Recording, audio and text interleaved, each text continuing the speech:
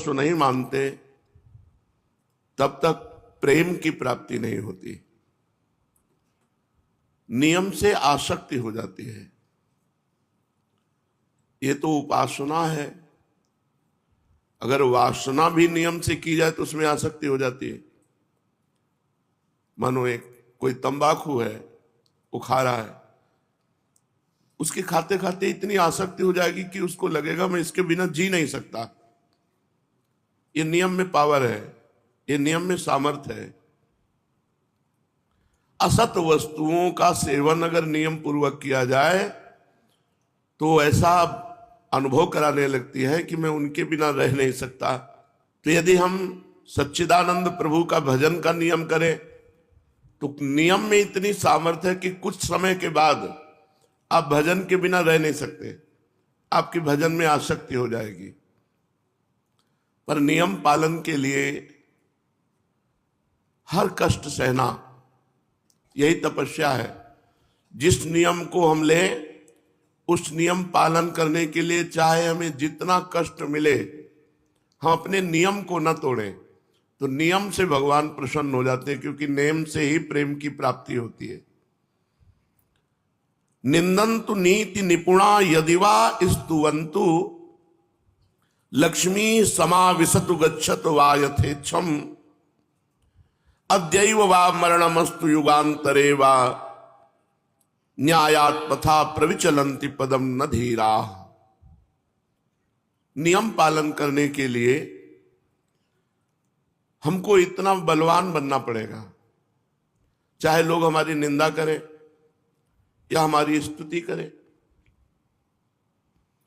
लक्ष्मी सब नष्ट हो जाए, सारे सुख नष्ट हो जाए, अद्यैवा मरणमस्तु युगांतरे वा, अभी मर जाऊं या युगों में मरूं, इसकी कोई परवाह नहीं। पर मैं अपने सतमार्ग के नियम को नहीं तोड़ सकता। नियम बहुत बड़ी महिमा है। बलराम ब्रजवासी एक ब्रजवासी के नियम की बात बता रहे थे कि वो अपने गुरुजी का गुरुमंत्र 4 घंटे नियम पूर्वक जपते। तो जिस नियम में वो जप कर रहे थे उसी समय उनको सूचना मिली कि उनका पुत्र मथुरा और वृंदावन के बीच में एक्सीडेंट में मर गया है।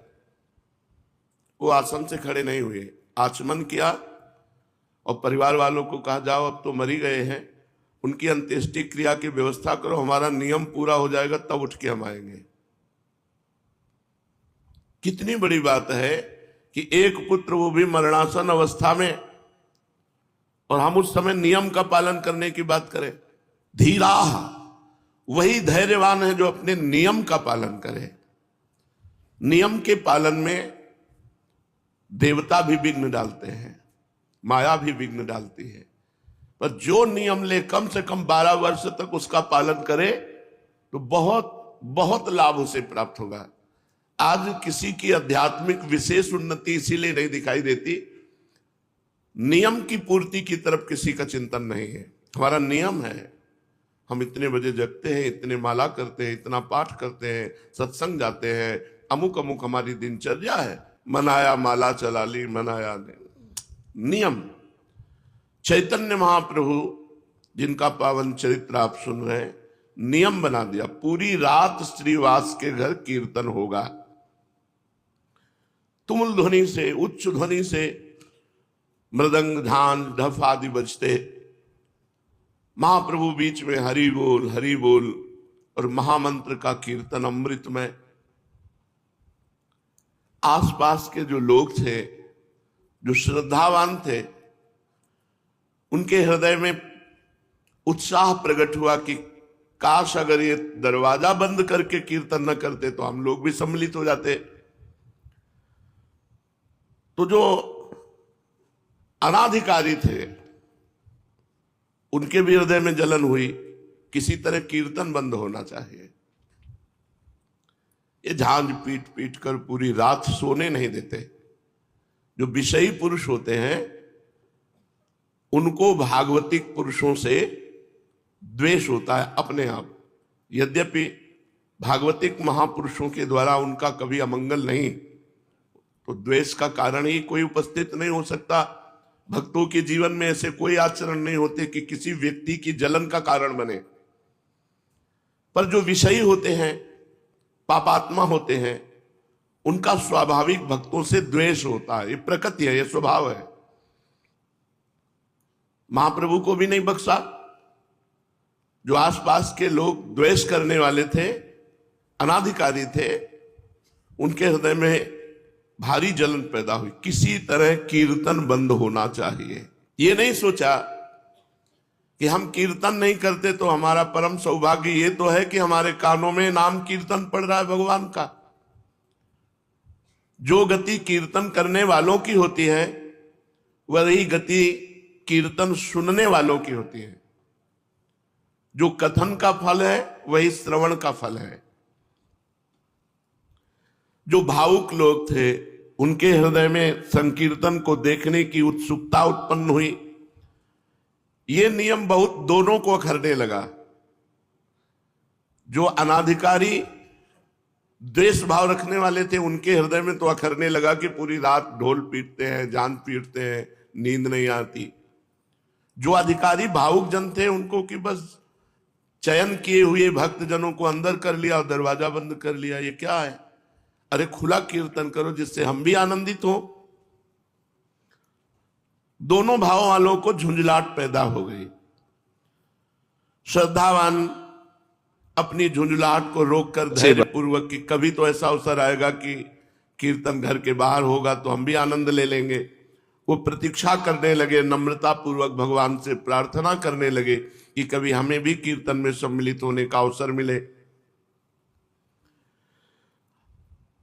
जो नियम पालन करते हैं उनमें एक विशेष सामर्थ्य प्रकट हो जाती है।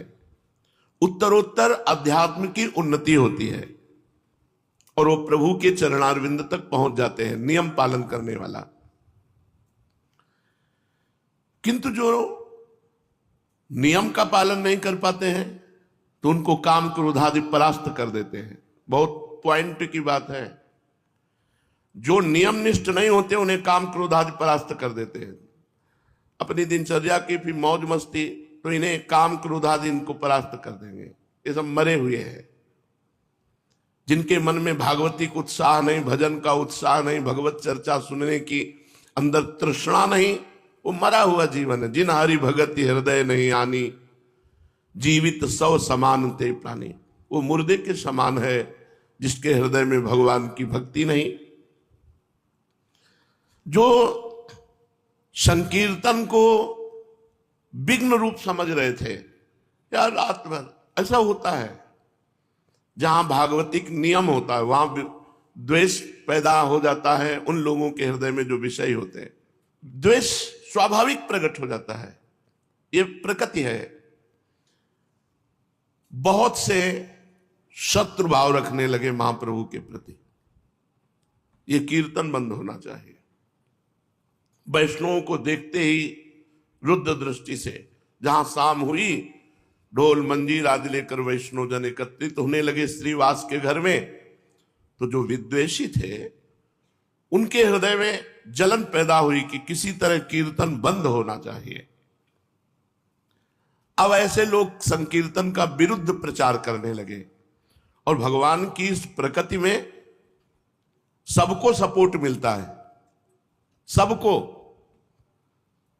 देखो, देश रक्षा के लिए प्राण समर्पित करने वाले राष्ट्र सैनिक बनने का उत्साह रखते हैं, तो आतंकवाद में भी प्राण समर्पित करने वाले हैं, उनकी भी फौज है। ये प्रकृति ऐसी है कि सबका सपोर्ट कर देती है। अब वो लोग शुरू हुए कि अरे पूरी रात भर न जाने क्या क्या होता है श्रीवास के घर में। शाम से भक्तजन ही अंदर जाते थे और वहां प्रचार प्रसार होने लगा। क्या क्या होता है? विरुद्ध प्रचार। संकीर्तन को बंद कराने के लिए बुरे बुरे भाव प्रकाशित किए गए। सब कुछ होता है वहां, बुरे बुरे भाव प्रकाशित हुए। नियम, प्राण चाहे चला जाए, तभी कहा अद्यैव वा मरणमस्तु युगांतरे वा, आज मरूं या हजारों वर्ष बाद मरूं, इसकी कोई परवाह नहीं, नियम नहीं टूटने वाला। अब वो बुरे बुरे प्रचार प्रसार करने लगे। जो दुष्ट स्वभाव के लोग होते हैं उनको दुष्टता करने में मजा आता है। दूसरे की बुराई करने वाले को अगला जन्म चमगादड़ का मिलता है, उल्टा टंगा रहता है। पर उनको बुराई करने में ऐसा लगता है जैसे राष्ट्रपति पद मिल रहा हो, 4 लोग सुनने वाले हो और उनको बुराई करने का अवसर मिले तो इतने खुश होते हैं मानो नृपति बन गए हो। वो दुष्ट स्वभाव के लोग, कीर्तन बंद होना चाहिए। एक पार्टी तैयार हो गई दुष्टों की, बताया ना, सपोर्ट सबका प्रकट कर देती है। अभी आप कोई विरुद्ध भाव प्रकाशित कीजिए तो आपको सैकड़ों मिल जाएंगे सपोर्ट करने वाले, और सद्भाव प्रकाशित करो तो उसके भी है। प्रकृति सबको सपोर्ट कर देती है। और ये पता नहीं कि भगवान के भक्तों का विरोध करने से उनकी भक्ति में और प्रकाश होता है और रंग आता है। दुष्टों को पता नहीं होता, दुष्टों को लगता है मैं विरोध करूंगा तो इनका अपयश होगा, इनकी हानि होगी। पर कई बार सत्संग में बताया है कि दुष्ट रूपी डंडा के ऊपर भक्त रूपी झंडा फहराता है। अगर मीरा जी के देवर ने प्रतिकूलता न प्रकट की होती तो मीरा जी की महान भक्ति का हम लोग अनुभव न कर पाते। अगर प्रहलाद जी के पिता हिरण्यकश्यप ने विरोध प्रकट न किया होता तो प्रहलाद जी की भक्ति का प्रकाश हम लोग नहीं समझ पाते। संकीर्तन के विरुद्ध प्रचार होने लगा, संकीर्तन बंद होना चाहिए, यहां बुरे बुरे काम होते हैं, ऐसा प्रचार होने लगा। कोई जड़मूल नहीं है, प्रचार शुरू। दुष्ट स्वभाव के नरकगामी अधोगति को प्राप्त होने वाले लोगों की पार्टी बन गई। ये अपने आचरण और भाव के द्वारा ही अपना सर्वनाश कर लेते हैं। भक्तों का विरोध करने का मतलब है पहाड़ में अपनी खोपड़ी फोड़ना। पहाड़ का कुछ नहीं बिगड़ता, तुम्हारा ही माथा चकनाचूर हो जाएगा। भक्त भगवान के भरोसे होता है। अरे जमाने जोर लगा ले, कितना जोर लगाएगा, भक्त और भगवान का झंडा कभी न झुकने पाएगा। क्या क्या नहीं किया हिरण्यकश्यप ने प्रहलाद जी पर कुछ उनकी भक्ति पे आंच आई क्या? विरोधियों के विरोध का और मंगल स्वरूप प्रकट हुआ। क्या मंगल स्वरूप? महाप्रभु को जोश आ गया।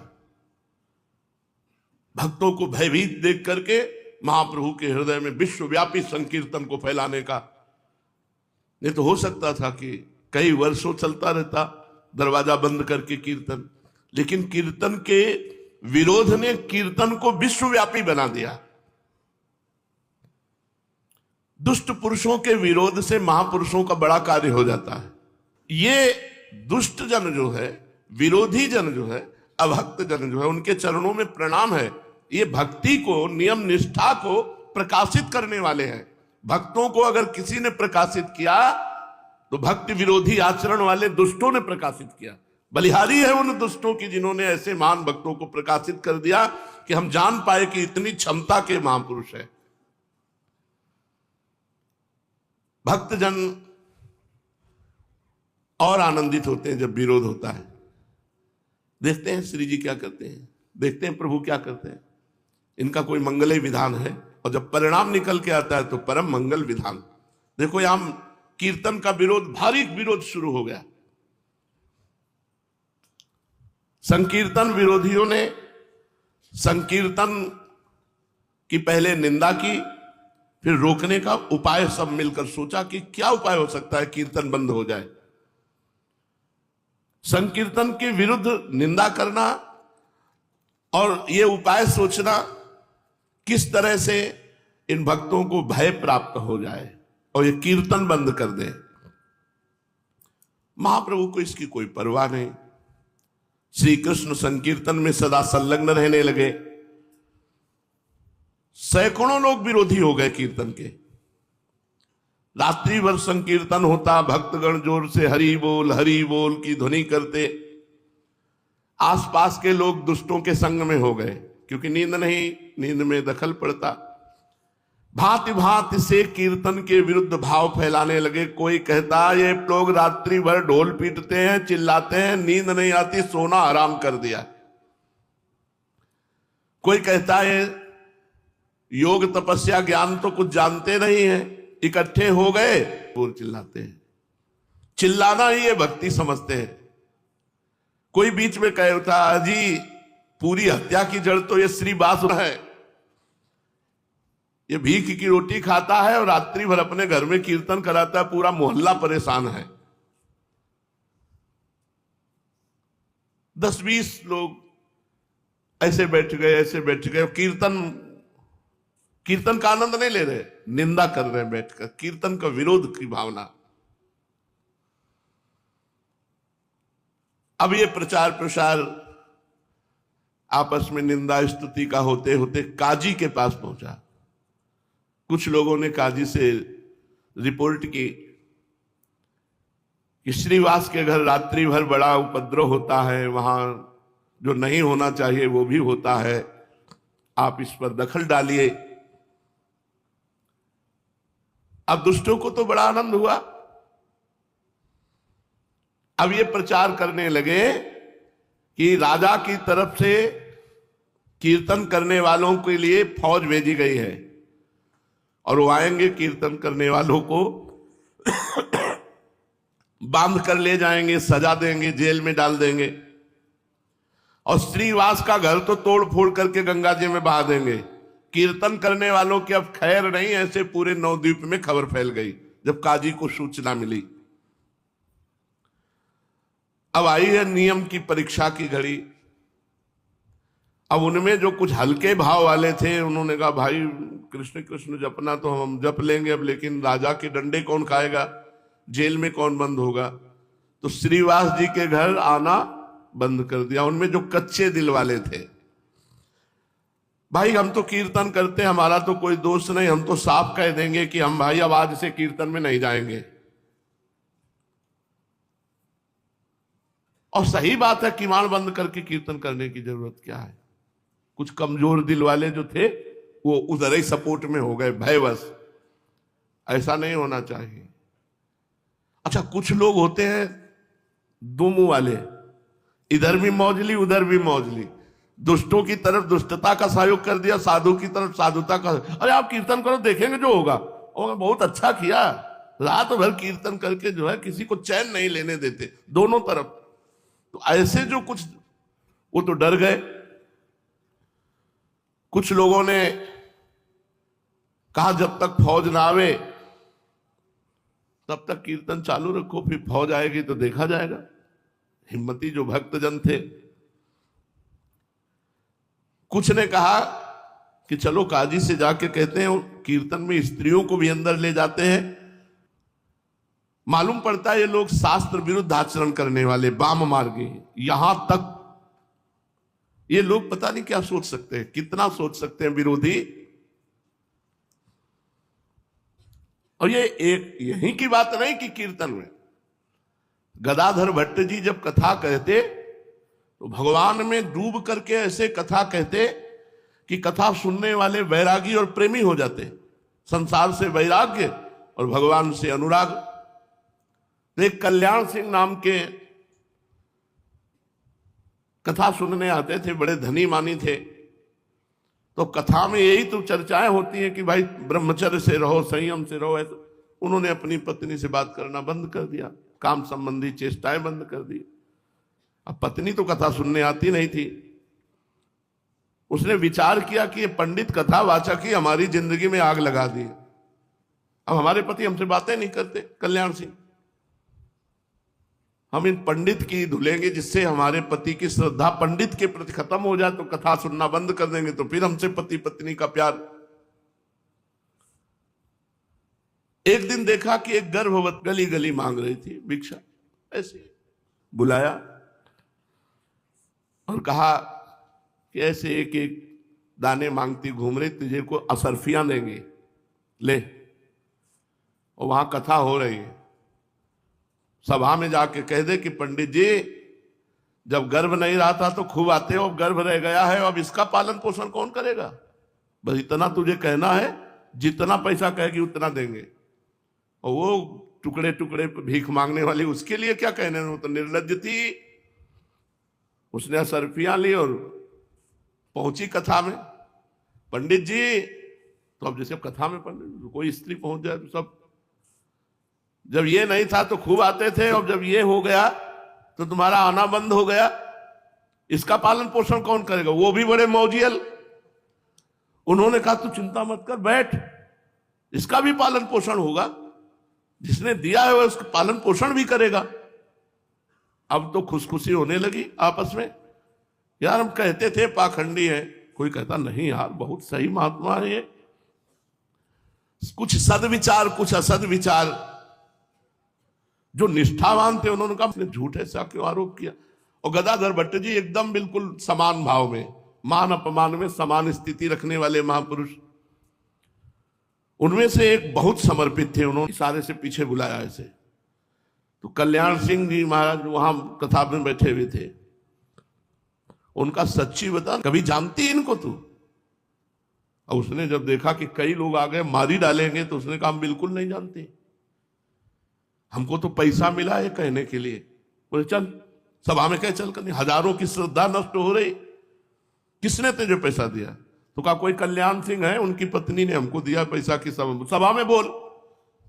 जब वो सभा में बुलवाया, कल्याण सिंह को समझाया गदाधर भट्ट ने कि वो अपनी काम पीड़ा के कारण ऐसा करे, उसका ना त्याग करो ना उसको दंड दो। तो जो भागवतिक उत्साह होते हैं उनमें माया अपना प्रभाव डालती है। कीर्तन विरोधियों ने